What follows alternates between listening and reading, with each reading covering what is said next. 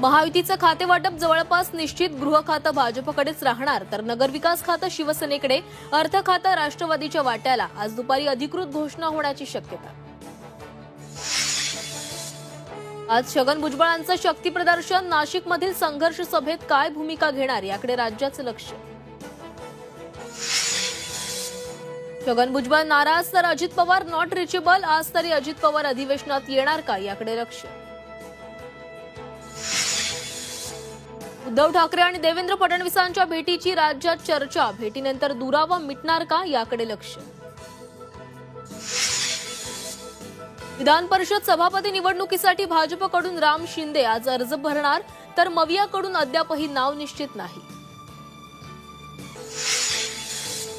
आणि राज्यात थंडीची लाट. मात्र उद्यापासून थंडी कमी होण्याचा हवामान विभागाचा अंदाज. नववर्षात पुन्हा